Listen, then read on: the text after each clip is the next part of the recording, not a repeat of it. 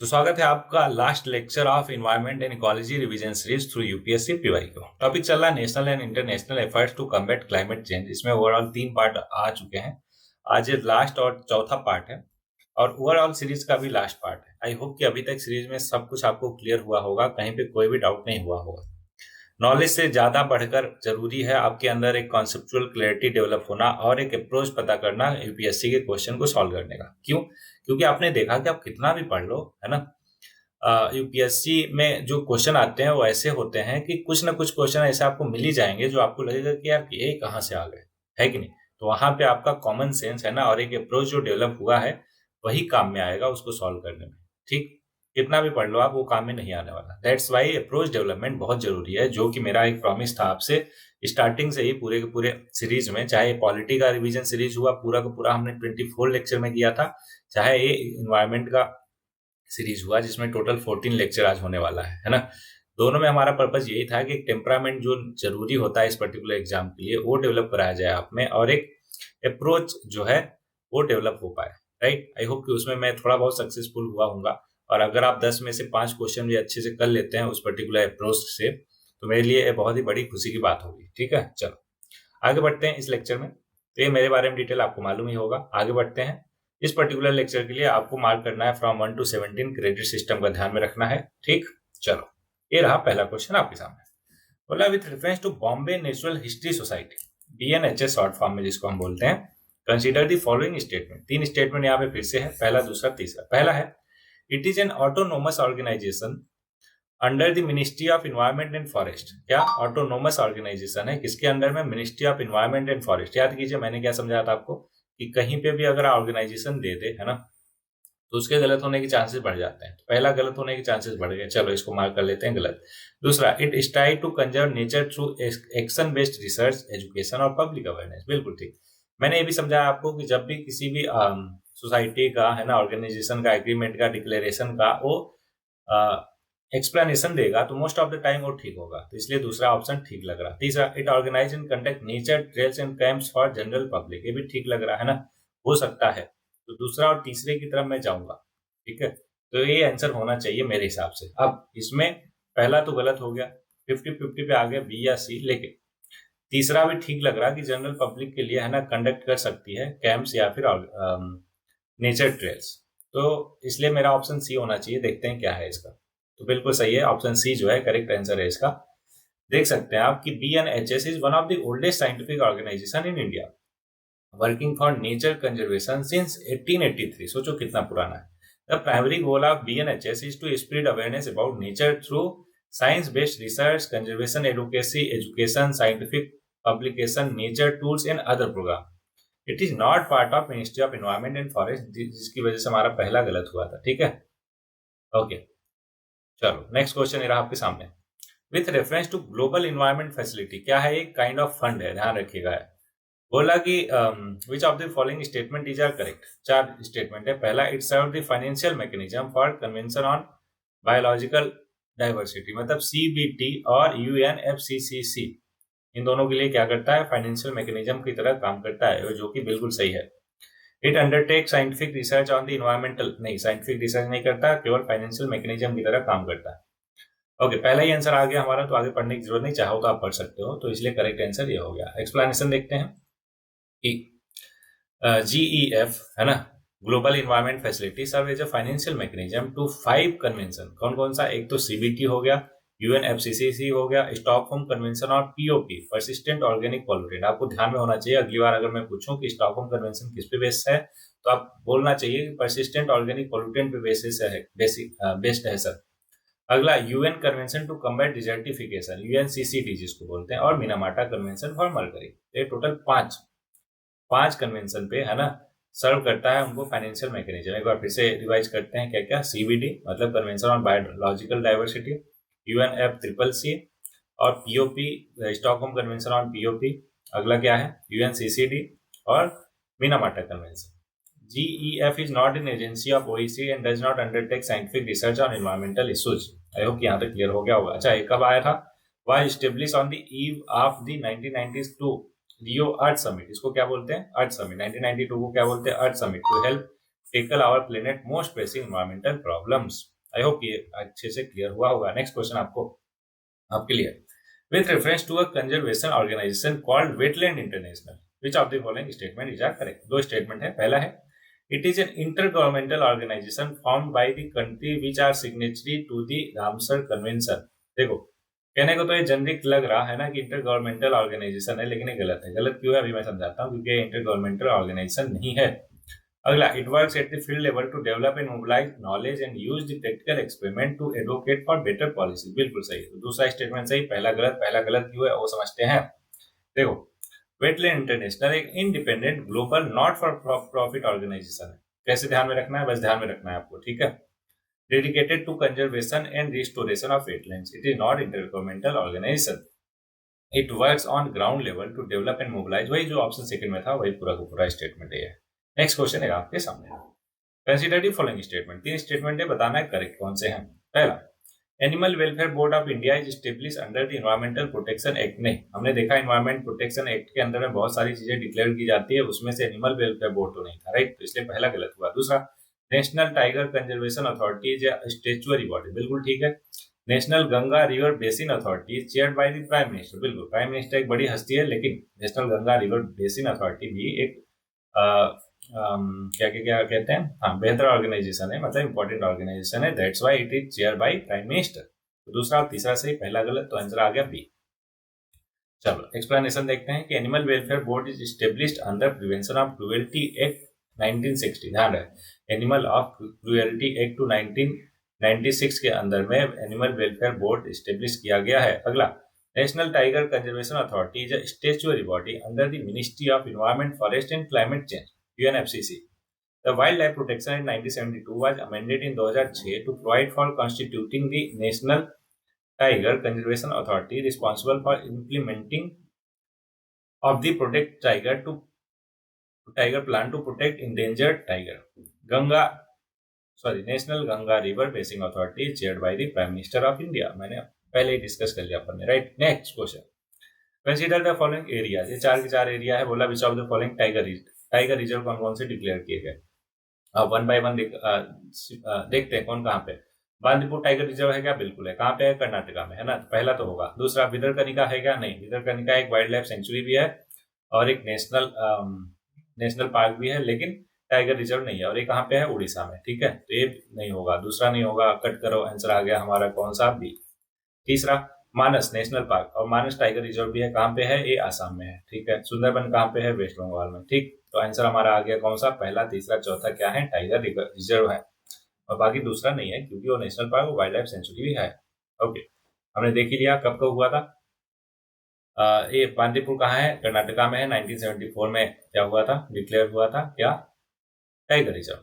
मानस 1973 में कहाँ पे है? आसाम में. सुंदरबन वेस्ट बंगाल में है और 1973 में हुआ था. भितरकनिका जो है टाइगर रिजर्व डेवलप नहीं हुआ. कब हुआ था नेशनल पार्क? 1998 में, मैंने बताई थी आपको. चलो नेक्स्ट क्वेश्चन है आपके सामने. In which of the following categories of the protected area in India are local people not allowed to collect and use the biomass. देखो, वहां पर नहीं अलाउ किया जाएगा जहां पे हाईएस्ट लेवल ऑफ प्रोटेक्शन होती है. अब चारों में से देख लो, हाईएस्ट लेवल ऑफ प्रोटेक्शन कहां पे होती है? Biosphere reserve, national park, wetland declared under Ramsar convention, या वाइल्ड लाइफ सेंचुरी. तो आप बोलोगे सर जो नेशनल पार्क होते हैं ना, वहां पे हाईएस्ट लेवल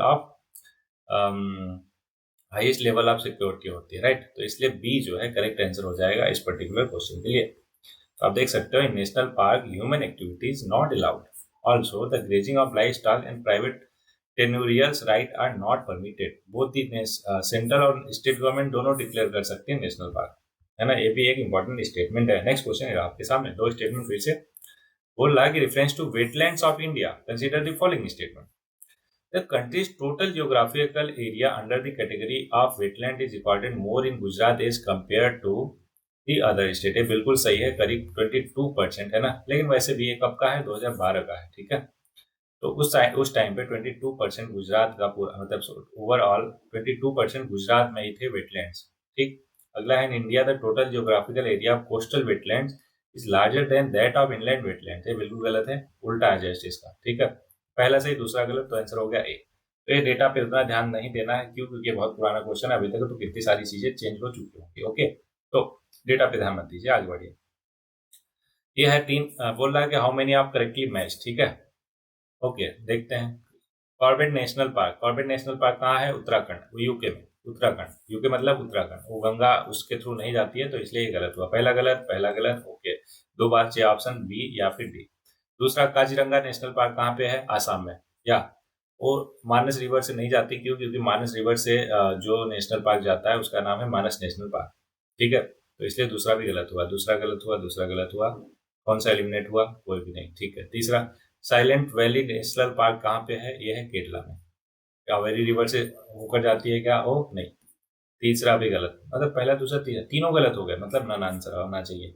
ऑप्शन डी जो है होना चाहिए, बिल्कुल ऑप्शन डी है। क्यों? क्योंकि आप ध्यान समझ लो, कॉर्बेट नेशनल पार्क रिवर जो उसके थ्रू जाती है, उस पार्क के थ्रू, वो है रामगंगा।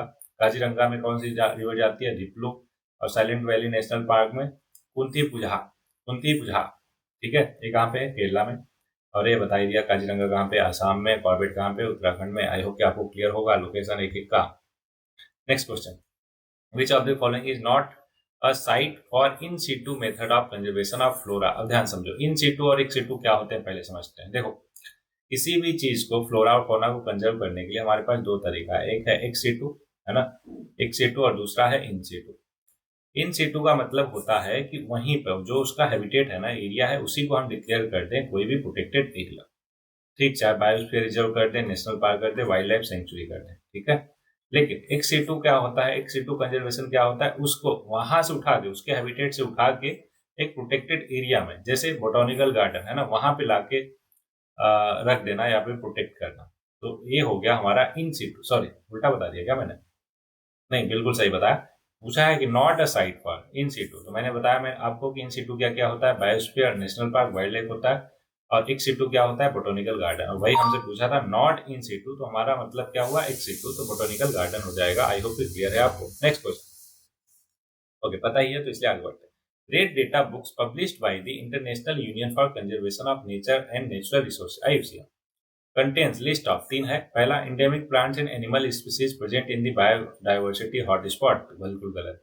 दूसरा, थ्रेटेंड प्लांट और एनिमल स्पीसीज, बिल्कुल सही है। अगला, protected site for conservation of nature और नेचुरल रिसोर्सेज, बिल्कुल गलत, तो ओनली दूसरा आंसर हो जाएगा। अब एक्सप्लेनेशन देखते हैं कि red data book is a document established by IUCN for documenting the rare and endangered species of plants, animal, fungi and also a few local species that exist within a state or country. Next question. Regarding carbon credits, which of the following statement is not correct? ध्यान है, not correct पूछा है। पहला, carbon credit system was ratified in the conjunction with the Kyoto Protocol, बिल्कुल सही है। Carbon credit are awarded to country or group that have reduced greenhouse gases below their emission quota, बिल्कुल ठीक है। The goal of the carbon credit system is to limit the increase of carbon dioxide emission, एकदम सही। अगला, carbon credit are traded at a price fixed from time to time of the United Nations Environmental Program, यही गलत है, UNEP नहीं होगा। तो चौथा जो है स्टेटमेंट गलत हुआ, पहला तीसरे सही हुए, नॉट करेक्ट पूछा था, इसलिए हमारा डी हो जाएगा इस पर्टिकुलर क्वेश्चन का आंसर। देखते हैं एक्सप्लेनेशन कि carbon credits allow companies to compensate for their green house gas emission, ठीक है। The mechanism of carbon credit was formulised the Kyoto Protocol and the market mechanism was agreed through the subsequent Marrakesh Accord। कौन सा? Marrakesh Accord। तो ये ध्यान में रखना आप कि मैकेनिज्म कौन सा? Market mechanism was agreed through the subsequent Marrakesh Accord। Next question, with reference to India consider the following central acts, तीन चार एक्ट्स है हमारे पास। कौन कौन सा? Important import and export act 1947, mining और मिनरल डेवलपमेंट 1950, इतना इतना इतना, ठीक है। आगे बोल रहा कि which of the following acts have relevance bearing on the biodiversity conservation in the country। देखो, फॉरेस्ट एक्ट तो होगा ही होगा, चौथा तो होगा ही होगा, है ना। तो पहला ऑप्शन गया और डी गया, ए और डी गया, बचा बी और सी, एक ही से हमें पता चल गया। और कहीं पे भी माइनिंग और मिनरल डेवलपमेंट अगर आप कर रहे हो तो ऑब्वियस है बायोडाइवर्सिटी का, है ना, इकोसिस्टम का, तो आप ध्यान रखोगे, राइट। तो इसलिए दूसरा तो होना ही होना चाहिए, तो दूसरा होना चाहिए, तो दूसरा तो दोनों में है, ठीक है। तो ये देख लेते हैं ना कि बी में क्या है, 2 3 4, और सी में क्या है, 1 2 3 4। पहला देख लेते हैं, इंपोर्ट और एक्सपोर्ट कुछ भी चीज का कर रहे हो तो ऑब्वियस है बायोडाइवर्सिटी को ध्यान में ही रख के करोगे ना, कि कुछ ऐसा इंपोर्ट ना करो कि जो हमारे बायोडाइवर्सिटी के लिए डेंजरस हो, खतरा हो, राइट। तो इसलिए वो भी बियरिंग रखता है। तो एक दो तीन चार, चारों के चारों हो जाएगा, तो ऑप्शन होना चाहिए सी। बिल्कुल सही है। Import and export control act regulate import and export of GMO, याद कीजिए, genetically modified organism and exotic species there by has bearing of biodiversity. और बाकी तो सेल्फ अंडरस्टूड है, दैट्स व्हाई। अच्छा, कस्टम का भी देख लेते हैं कैसे। imposes custom duty on certain medicinal plants thereby protecting local diversity of medicinal plant। I hope कि आपको क्लियर हो। नेक्स्ट क्वेश्चन है आपके सामने। बोला कि the united nation framework convention on climate change UNFCCC is an international treaty done it कहां पे हुआ था, इन चारों में से बताना है। पहला, United nation conference on human environment Stockholm 1972, बिल्कुल सही है, यही आंसर हो गया इसका। चलो आंसर आ ही गया तो अब क्या ही डेवलप करना, तो इसको आप ध्यान में रखो कि सॉरी सॉरी सर, माफ कीजिएगा, 1972 में नहीं, 1992 में human conference on environment and development. 1992 में क्या आया था, यूएनएफसीसी आया था, ठीक है। ये 1972 में तो पहली बार मिले थे सबके सब, ठीक है। 1992 में बाइफरकेट होकर तीन चीजें बनी, क्या क्या बनी, सीबीटी, सीबीडी, और क्या बना, सीबीडी बना, और बना यूएनएफसीसीसी, और बना हमारा एक और चीज, क्या बना था, एजेंडा 21, ठीक है। ये तीन चीजें यहाँ से निकली थी, कहाँ से, बी मतलब 1992 से। आप देख सकते हो कि UNFCCC was drawn up at UN Conference on Environment and Development, which took place in Rio de Janeiro in 1992. This historic conference, also known as the Earth Summit, इसी को क्या बोलते हैं, Earth Summit, led to the creation of the UNFCCC. The convention primary objective is to establish greenhouse gas concentration in the atmosphere to prevent dangerous human interference with the climate system. It entered into force on March 21, 1994 and is the parent treaty of the 2015 Paris Agreement. The original secretariat was in Geneva, but it has been located in Bonn, Germany since 1996. I hope ये सारे के सारे facts आपको clear हुए होंगे। कुछ और important facts कि United nation conference on human environment in Stockholm held in 1972 was the first global meeting on environment issue. I hope कि आपको क्लियर होगा।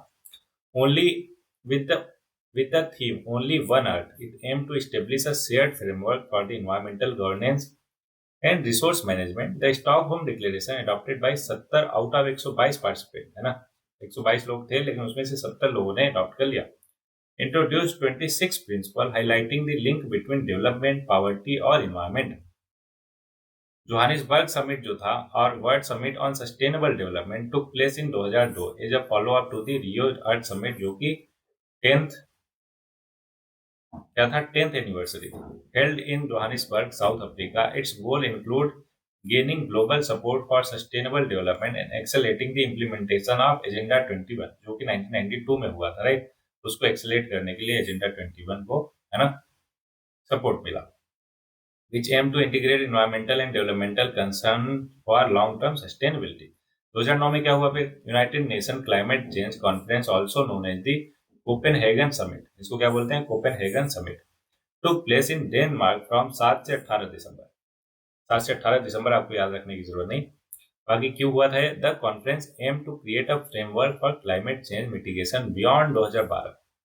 It concluded with the Copenhagen accord, a non legally binding agreement recognising the need to limit temperature increase but lacking specific emission reduction commitments. I hope कि आपको clear हो गया होगा चारों के चारों, ठीक। Next question, which of the following union ministry implementing Cartagena, Cartagena याद कीजिए, लिविंग मॉडिफाइड ऑर्गेनिज्म से रिलेटेड है, एलएमओ से रिलेटेड कार्टिजेना प्रोटोकॉल हमने ऑलरेडी देख लिया है, कार्टिजेना और नगोया प्रोटोकॉल दोनों के दोनों, राइट। ऑन बायोसेफ्टी, तो इन चारों में से कौन सा होगा, तो देखो साइंस एंड टेक्नोलॉजी या फिर एनवायरमेंट एंड फॉरेस्ट ही होगा, बाकी सब तो ऐसे ही। तो दोनों में से कौन सा करेक्ट है, environment and forest, ministry of environment and forest बिल्कुल सही है, ठीक है। तो आप देख सकते हो हमने सब देखा ही लिया है कि लिविंग मॉडिफाइड ऑर्गेनिज्म के लिए है कार्टिजेना प्रोटोकॉल बायोसेफ्टी पे, और हाँ, ये इंक्लूड करता है जीईएसी, क्या है, जेनेटिक इंजीनियरिंग अप्रेजल कमेटी, जो कि एनवायरमेंटल प्रोटेक्शन एक्ट 1996 के अंदर में डिक्लेयर की जाती है, okay. Responsible for appraising and improving the release of LMO into the environment, ठीक है। जो लिविंग मॉडिफाइड ऑर्गेनिज्म आते हैं ना बाहर से कार्टिजेना और नगोया प्रोटोकॉल के अंदर में, तो उसको चेक करना, है ना, और अप्रूव करना, रिलीज करने के लिए एनवायरमेंट में किसका काम है? GEAC का काम है। और biosafety clearing house BCH, which is an information exchange mechanism that facilitates the sharing of information on living modified organisms between countries। और नेशनल बायोडाइवर्सिटी अथॉरिटी NBA जो है, which is responsible for regulating the access to the biological resources and association traditional knowledge. Okay, I hope clear होगा आपको। Next question, which one of the following countries is the first country in the world to propose a carbon tax for its people. देखो New Zealand इन सब मामलों में बहुत ही आगे रहती है। अभी रिसेंटली आया कि वो बैन करने वाली है, सॉरी न्यूजीलैंड है कि वो ऑस्ट्रेलिया है, आई थिंक ऑस्ट्रेलिया है, जो कि बैन करने वाली है सोशल मीडिया अपने 16 ईयर के बच्चों के लिए। ऑस्ट्रेलिया आई थिंक, है ना।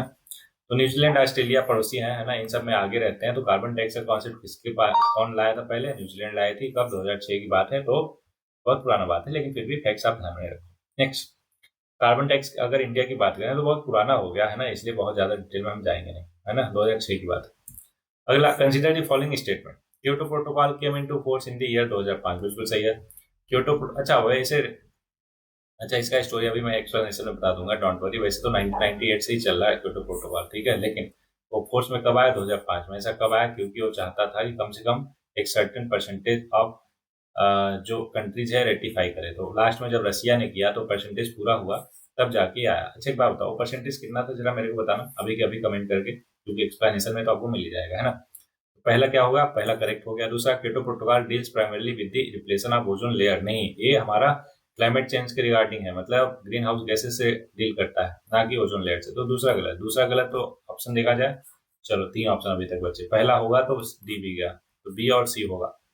Methane as a green house gas is more harmful than carbon dioxide. बिल्कुल सही है। अभी हमने किसी न किसी एक एक्सप्लेनेशन में देखा था कि याद कीजिए, जब मेथेन जो है, मेथेन मतलब CH4 ऑक्सीजन के साथ रिएक्ट करता है तो CO2 बनाता है। इसी चीज को मैंने एक टर्म दिया था, क्या दिया था वो आपको बताना है। किसी, आई थिंक पिछले 2-3 लेक्चर में ही हमने देखा था इस चीज को, तो आपको बताना है। वैसे इस क्वेश्चन का आंसर देखा जाए तो ऑप्शन सी हो जाएगा कि पहला और तीसरा दोनों, ठीक है। सॉरी, माफ कीजिएगा, ये तो बी, सॉरी बी होगा। हाँ बिल्कुल बी होगा, हमने बी ही किया है। मुझे लगा कैसे गलत हो गया, है कि नहीं। सो एवरीबॉडी, पहला स्टेटमेंट गलत है कि 1997 में अडॉप्ट किया था, 1997 में कॉम्प्लेक्स रेटिफिकेशन प्रोसेस फॉलो किया इसने, और उसके बाद फोर्स में आया 2005 में। दूसरा गलत है, क्यों? क्योंकि क्योटो प्रोटोकॉल एक इंटरनेशनल ट्रीटी है focusing on reducing green house gases, ना कि ozone depleting gases. Montreal protocol is aimed at curbing ozone depletion. कौन कौन सा है? मॉन्ट्रियल, मॉन्ट्रियल प्रोटोकॉल है, और एक कोई और है, वो नाम बता सकते हो क्या? कि ओजोन डिप्लीशन के लिए मॉन्ट्रियल प्रोटोकॉल है और एक और प्रोटोकॉल है, वो कौन सा है? तीसरा भी सही है, वो हमने ऑलरेडी देख लिया है। क्योटो प्रोटोकॉल के बारे में इंपॉर्टेंट डिटेल की, क्योटो प्रोटोकॉल अडॉप्ट किया था 1997 में क्योटो जापान में। इंडिया ने रेटिफाई किया 2002 में, और फोर्स में कब आया है? 2005 में। कितने मेंबर हैं? 192 पार्टीज है। यूएसए जो है कभी उसने रेटिफाई ही नहीं किया क्योटो प्रोटोकॉल में। कनाडा ने विड्रू कर लिया 2012 में। लेटेस्ट ये है कि 2020 में, सॉरी 2020 बोल रहा नहीं, 2016 से 20 तक, है ना, ट्रम्प जो है कहाँ पे थे? अमेरिका में थे, तो उन्होंने भी क्या कर लिया था, इसमें से विड्रू कर लिया था। उसके बाद क्या हुआ कि जब बाइडेन आए 2020 से 24 तक, तो उन्होंने फिर से ज्वाइन कर लिया, है ना। अब फिर 2024 में कौन आ गए? ट्रम्प। उन्होंने फिर से विड्रू कर लिया। बोले ये सब फालतू बकवास चीजें हैं, है ना, हम इसमें पार्टिसिपेट नहीं कर रहे हैं। इसमें क्योटो प्रोटोकॉल में जो भी, इसमें पेरिस एग्रीमेंट में जो भी एग्रीमेंट है ना, डेवलप्ड कंट्री को देने के लिए, डेवलपिंग कंट्री को, तो वो उससे विड्रू कर लिया इन्होंने, ट्रम्प साहब ने। आगे बढ़ते हैं। The primary goal is to combat global warming by reducing green house gas concentration to prevent dangerous climate interference. It aimed for developed country to cut emission by about 5% by 2012 as compare to 1990 level. अच्छा ये सब पुराना चीज हो गया, है ना, तो आप चाहो तो पढ़ सकते हो। आगे बढ़ते हैं। Next question, which of the following is a main objective of Vienna, है ना, Vienna convention and Montreal protocol. अभी देखा हमने मॉन्ट्रियल प्रोटोकॉल, और मैंने पूछा था एक और बताओ, तो मॉन्ट्रियल प्रोटोकॉल किससे रिलेटेड था? ओजोन डिप्लीटिंग से, है ना। तो वहां से आपको ये पता चल गया कि वियना कन्वेंशन भी ओजोन से ही, प्रोटेक्शन ऑफ ओजोन लेयर से ही रिलेटेड है। तो ऑप्शन सी जो है इसका करेक्ट आंसर होगा। आप देख सकते हो वियना प्रोटोकॉल कब आया था? 1985 में। Provide a framework for international cooperation to address ozone depletion, while the Montreal Protocol signed in 1986, 85 और 87, है ना, ध्यान रखिएगा, aims to phase out the production and use of ozone depleting substances. The ozone layer is essential for shielding life on the earth from harmful ultraviolet radiation, मतलब UV radiation, and it's depletion can have adverse effect on human health, ecosystem and environment. I hope ये सारे के सारे question आपको clear होंगे। तो इस particular lecture में इतने ही क्वेश्चन थे। तो होपफुली आपको पूरा सीरीज बहुत अच्छा लगा होगा। कहीं पे कोई भी डाउट रहा होगा तो आपने पूछ लिया होगा। तो जरा कमेंट करके मेरे को पूरे के पूरे इस सीरीज का रिव्यू बताना कि क्वालिटी हमने कंप्लीट कर लिया और आज हमने एनवायरनमेंट का भी पूरा का पूरा PYQ यूपीएससी का कंप्लीट कर लिया। होपफुली आप जो है जो मेथोडोलॉजी में डेवलप कराने की कोशिश कर रहा वो किया होगा। अच्छा देखो, कभी कभार मेरे भी क्वेश्चन गलत हो जाते हैं, तो इसका मतलब ये नहीं हुआ कि आप जो है ऐसा मान लोगे कि नहीं ये तो सर को ही नहीं आ रहा तो हमें कैसे आएगा। नहीं, देखो अगर हमारा 10 में से 2 गलत हो रहा, 8 सही हो रहा, तो कम से कम अच्छा खासा परसेंटेज तो हमारा क्लियर हो रहा ना। प्लस वैसे भी जो टीचर है ना, बाकी लोग रट के आते हैं और आपको एक्सप्लेन कर देते हैं, तो उसका कोई मतलब नहीं रहेगा। क्यों? क्योंकि वैसा तो आप भी कर सकते हैं, राइट। लेकिन कम से कम अप्रोच डेवलपमेंट में गलत सही होने के चांसेस होते हैं, और अगर हमारा ज्यादा परसेंटेज गलत सही हो रहा क्वेश्चन, तो इसका मतलब हम राइट ट्रैक पे है कि नहीं। तो चलो, इन्हीं सब चीजों के साथ आई होप कि आपको ये पूरा का पूरा सीरीज अच्छा लगा हो। तो अपने दोस्तों के साथ भी शेयर कर सकते हो, साथ में 2-4 वर्ड्स लिख सकते हो, अच्छा बुरा जो भी लगा पूरी सीरीज में आपको, ठीक है। तो इस लेक्चर में बस इतना ही, मिलते हैं किसी नए सीरीज में, और वो भी आप कमेंट करके बता सकते हो कि कौन सा नया सीरीज लाया है, ठीक है, PYQ पे बेस्ड। चलो, आज के लिए 2 लाइन है, जैसा कि हम हर एक लेक्चर के लास्ट में देखते हैं कि if you want to fly, अगर आप उड़ना चाहते हैं तो give up everything that weighs you down, मतलब उन सबको आपको त्यागना पड़ेगा जो आपको नीचे की तरफ खींच रहे हैं या फिर आपके वेट को बढ़ा रहे हैं। क्योंकि उड़ने के लिए जरूरी है आप थोड़े हल्के हो जाओ। हल्के होने के लिए जो चीजों का भार आप अपने सर पे लेकर चल रहे हैं ना, उन्हें त्यागना पड़ेगा, छोड़ना पड़ेगा। ये कहा बुद्धा जी ने। आई होप कि आपको अच्छे से समझ में आया होगा और इसको इम्प्लीमेंट भी करोगे अपने जीवन को, अपनी लाइफ को बेहतर करने के लिए। तो इन्हीं शब्दों के साथ इस पर्टिकुलर लेक्चर को समाप्त करते हैं और मिलते हैं किसी नए सीरीज में, किसी नए लेक्चर में, नए जोश और नए उमंग के साथ। तब तक के लिए पढ़ते रहिए, आगे बढ़ते रहिए और एंजॉय करते रहिए लाइफ को।